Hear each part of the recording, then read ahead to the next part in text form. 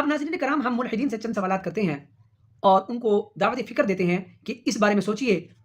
کہ ایسا کیوں ہو رہا ہے۔ پہلی بات تو یہ ہے کہ اگر کائنات بگ بینگ کا نتیجہ ہے تو سوال یہ پیدا ہوتا ہے کہ بگ بینگ سے پہلے کیا تھا، کیونکہ سائنس کا ماننا یہ ہے کہ کائنات ایک سنگولیرٹی، ایک نقطے سے اس کا آغاز ہوا ہے۔ تو پھر سوال یہ پیدا ہوتا ہے کہ وہ سنگولیرٹی جو ہے وہ اپنا وجود کہاں رکھتی تھی، اور پھر اس ایکسپلوژن کے بعد یہ کائنات کس طرف پھیلی ہے، اس سے پہلے جو کچھ موجود تھا اس کو کیا نام دیا جاتا تھا، کیا وہ اس کائنات کا حصہ تھا یا نہیں تھا۔ نمبر 2،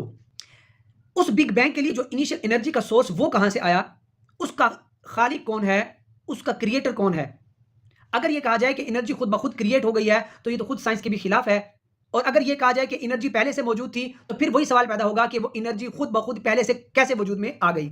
جبکہ سائنس کا ماننا یہ ہے کہ ہر وجود اپنا خالق رکھتی ہے، ہر کریشن کا کوئی نہ کوئی کریٹر ضرور ہوتا ہے۔ تیسری بات، سائنس کا یہ دعویٰ ہے کہ انسان ایک بے جان سیل سے تخلیق کیا گیا ہے، تو اب سوال پھر یہ پیدا ہوتا ہے کہ کیا آج کے دور میں بھی ایک بے جان سیل میں جان ڈال کر ایک انسان جیسی تخلیق کرنا ممکن ہے کہ نہیں، اور یہ معاملات اور یہ پروسیجر آج ہمیں نظر کیوں نہیں آتے، اور آج انسان کو بے جان سیل سے پیدا کیوں نہیں کیا جا رہا۔ پانچویں بات، سائنس کا ماننا یہ ہے کہ کائنات کے علاوہ ہر شے جو اپنا وجود رکھتی ہے اس کا کریٹر ہے، اس کا کوئی نہ کوئی کریٹر ضرور ہوتا ہے۔ تو اب سوال یہ پیدا ہوتا ہے کہ یہ خود بخود والا فلسفہ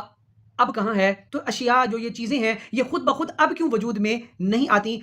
اور چھٹا سوال یہ ہے کہ بائی نیچر میں نیچر سے کیا مراد ہے، یہ نیچر کس چیز کا نام ہے، کیا نیچر اتنی انٹلیکچوئل، اتنی ذہین ہے کہ اس نے یہ پورا نظام اتنا سسٹمیٹک خود ہی بنا دیا۔ تو اب یہ ملحدین نے اس کا جواب دینا ہے کہ نیچر کس کو کہتے ہیں، اور یہ نیچر کو کس نے کریٹ کیا،